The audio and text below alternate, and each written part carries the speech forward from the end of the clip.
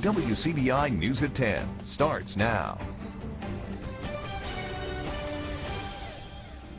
Thanks for joining us tonight at 10. Two separate crashes on Highway 45 South leave 2 people hospitalized. The jaws of life, they were used to rescue the driver of this black car. Now, this crash happened after an earlier crash that happened when a Toyota Camry heading south ran off the road into the northbound lanes and into some trees. The passenger of that car, 52-year-old Brenda Roby, was flown to a Tupelo hospital with serious injuries. The second crash, those on scene say the black car rear-ended an SUV. The driver of that car was taken to the hospital by ambulance. The Mississippi Highway Patrol is investigating both of those crashes. Money problems continue to be an issue surrounding Columbus. However, tonight city leaders approved a saving plan presented by the mayor. Our Quentin Smith, he was at the city council meeting. He now joins us live with more on this plan. Quentin. Scott, right now the city is expected to have a deficit of roughly $300,000 by the time the fiscal year rolls around October 1st. However, with this new 7-step plan now implemented, Mayor Robert Smith says it could help the city save over $1 million. All in favor of the motion? It's a plan that passed unanimously. Mayor Robert Smith drew up a cost savings plan to help the city stay afloat financially. Step 1 of the plan states the city will put an immediate hiring freeze on all open positions with the exception of a chief financial officer. The mayor says this move alone is expected to save the city close to $1 million. The budget was approved for the police department of 70 officers. Well, right now we're at 64. There are 6 officers that will not be placed there. So with the 6 officers not replacing the 6 officers, that will save the city with salary plus fringe benefits about $298,000 from the police department. The fire department budgeted for 79 firemen, so we're at 70. We're going to remain at 70. So by not replacing the 9 firemen, that will save the city $441,000. The plan also states that overtime will be cut for the fire, police, and public works departments. City employees would also see a change in health insurance. What was once a $100 deductible will now jump up to $500 annually. Along with that, instead of being prescribed name brand drugs, employees will now be prescribed generic drugs. All of this goes with a reduction on discretionary spending and the court division being open 5 days a week instead of 4. Lastly, J5 Management Project will not charge the city for the remainder of the year, with the exception of special projects. I think there'll be significant savings by October 1.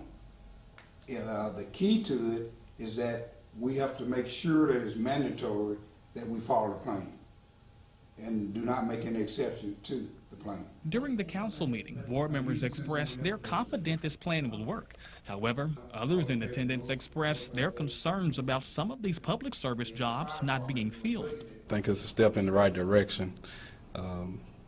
It's a start, so we'll see how that goes. If it's not going the way we need it to go, then we'll look at doing something different. It looks like to me that the safety of the people in the city of Columbus was chopped off a little bit through the lack of budget for the firemen, for the lack of budget for the policemen.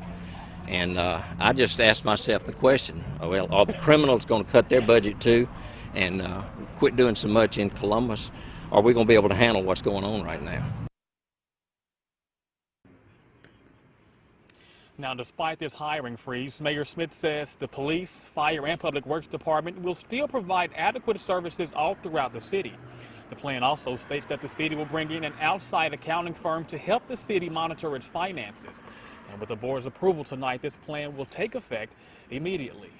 We're live in Columbus tonight. Quentin Smith, WCBI News.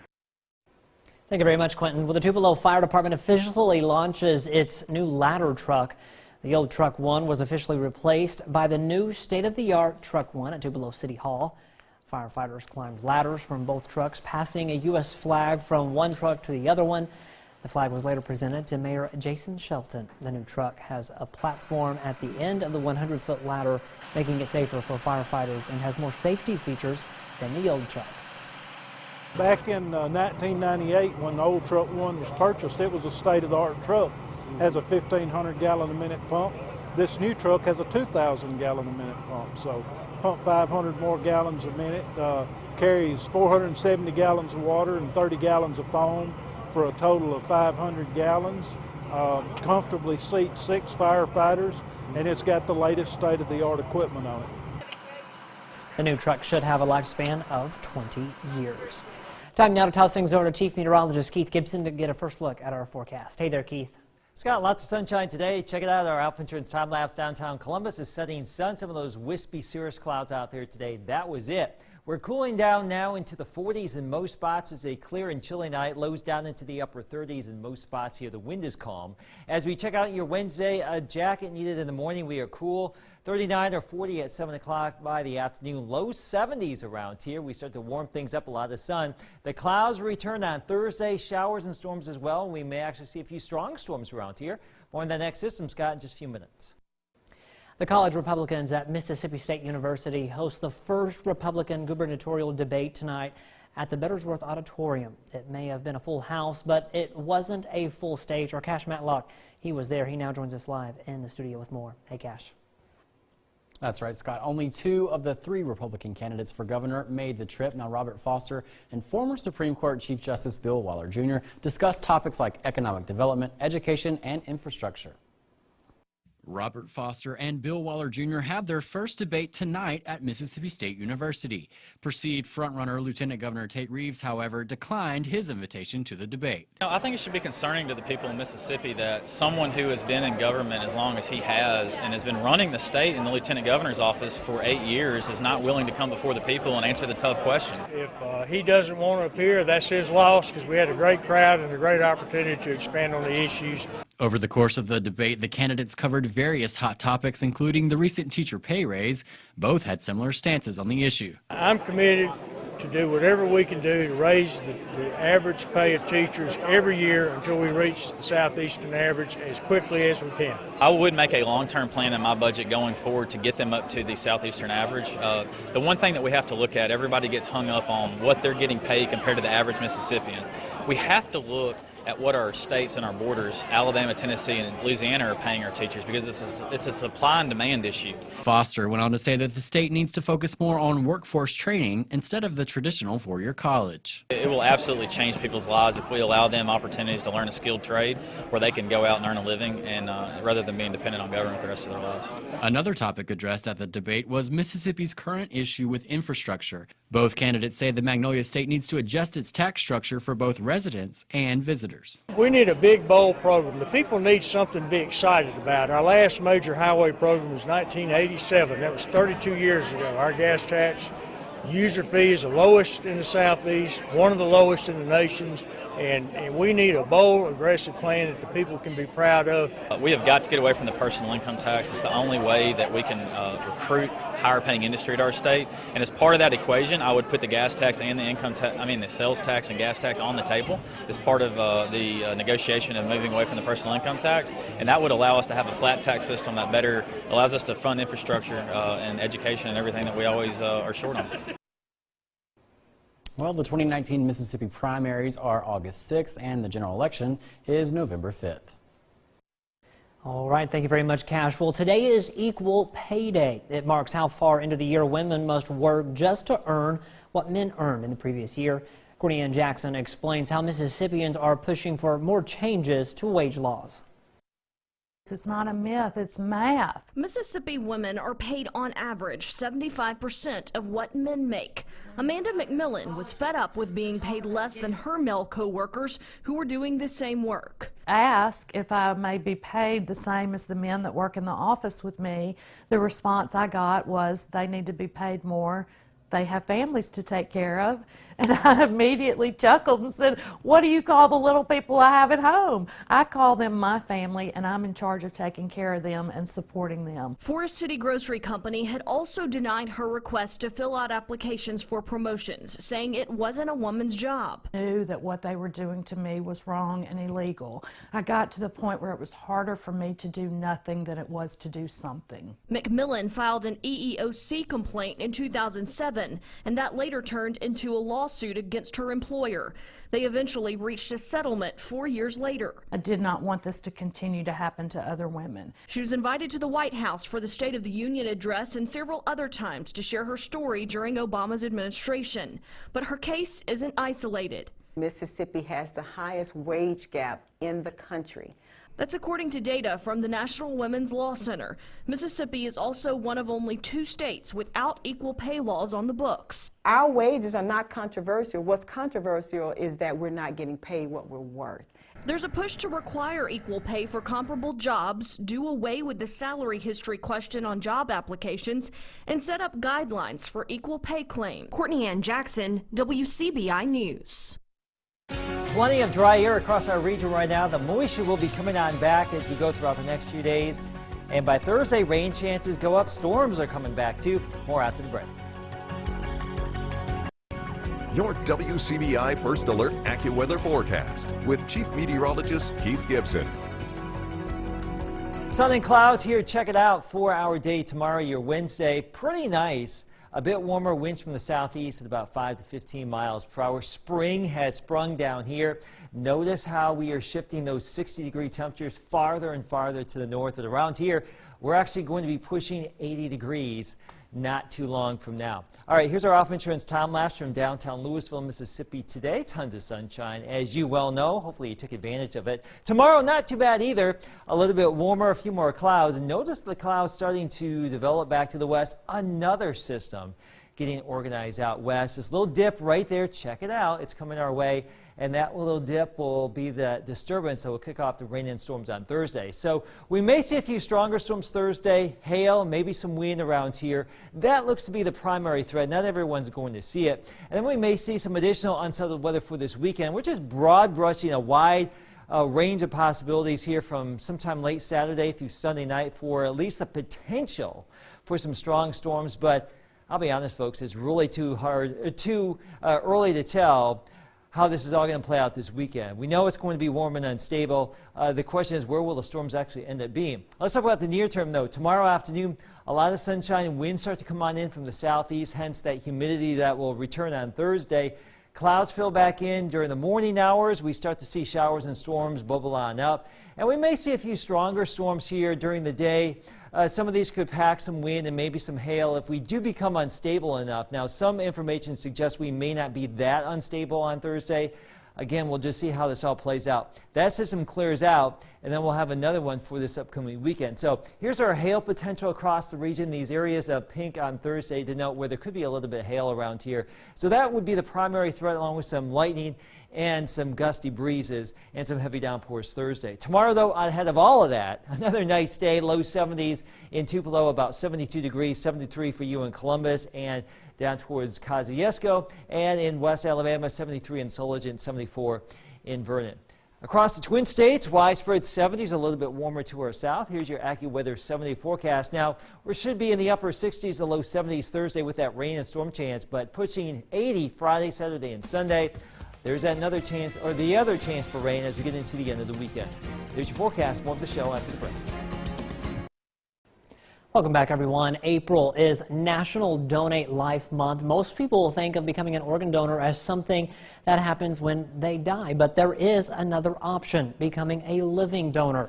You can donate a whole kidney, even parts of your liver. That's exactly what Margaret Rollins did for her now 2-year-old daughter when her daughter was just 6 weeks old. She was diagnosed with a rare liver disease. Now, the infant underwent her first surgery at 6 weeks old, and it failed. When Rollins' daughter turned 1, she was listed for a living donor.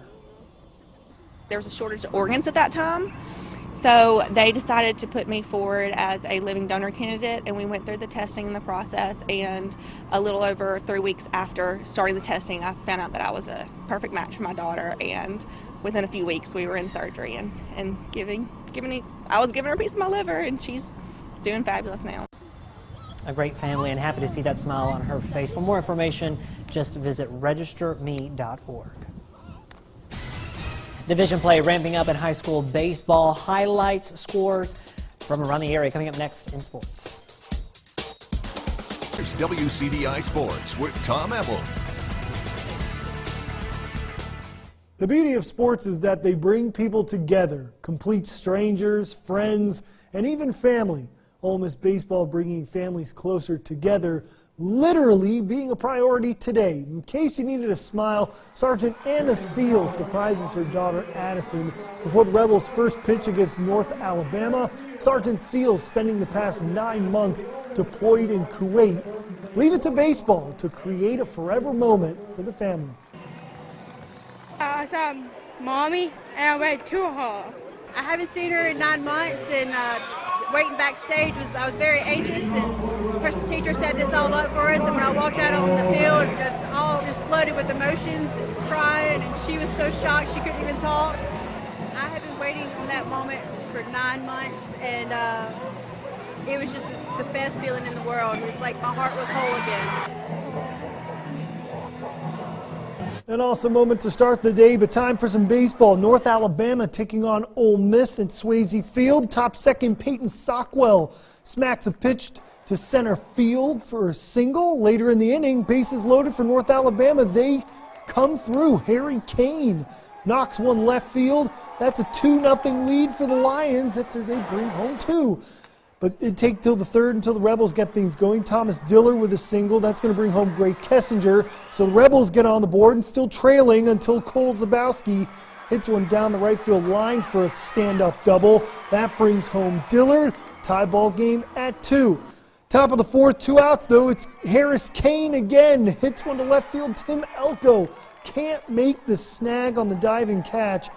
Double for Kane brings in 2 more, and North Alabama goes on to complete a major upset of Ole Miss. 10-6 is the final. Lions picking up its second win ever against the Rebels.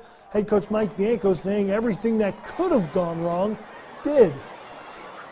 Pitching, obviously, we just talked about, but I think, offensively we had opportunities early and didn't push runs across. And I think sometimes, you can get the momentum in your dugout if you do one or the other. When you don't do either, it's tough. And we let them hang around long enough to where at the end they just got some hits and beat us. So a lot of momentum for Ole Miss coming off that series win over Arkansas, now followed up with a brutal loss with number 21 Florida coming to town this weekend. A look at North Alabama prior to today in its first full Division I season out of the ASUN Conference. Their RPI was 285th in the country. That's out of 299 Division I baseball programs. They're now 6-21 on the year. They're now 2-8 in history against Ole Miss. But a shout out to some local guys on North Alabama. Starkville High grad Cole Gressman going 1 for 4 against the Rebels today. Pontotoc native Caleb Barnes, 2/3 innings of work, no runs, no hits in relief. And also New Hope grad Josh Stillman, a member of the Lions. Big win for North Alabama, big loss for Ole Miss. More baseball in Oxford today. Chargers taking on Tupelo in a divisional matchup. Top first, Peyton Puckett lines Hayes Roth's pitch to deep center field for a stand-up double, but he would be left stranded. Bottom first, Puckett on the mound. Sam Bianco gets the ball past second baseman. Chargers would take a 1-0 lead on the base hit.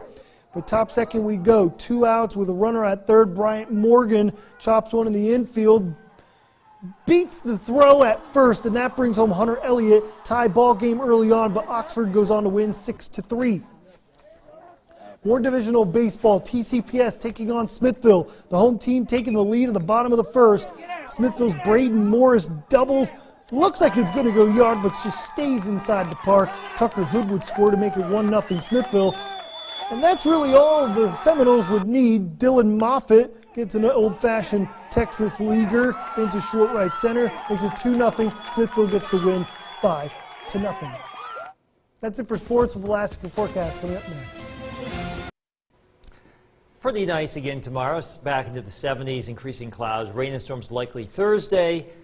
And then we warm up to around 80 for Friday, Saturday, and Sunday. Probably not a lot of rain around here Friday. Maybe a few storms there Saturday. Better chance Sunday into Monday. Some of those could be active. We'll keep an eye on that. But temperatures are warming up. We're now into April. Spring has sprung. I think tomorrow you should put a little pool icon or something on that Saturday to give everybody the hint, especially for those who live in apartments, to open up the pool. This guy right here. Have a good night, y'all. We'll see you tomorrow.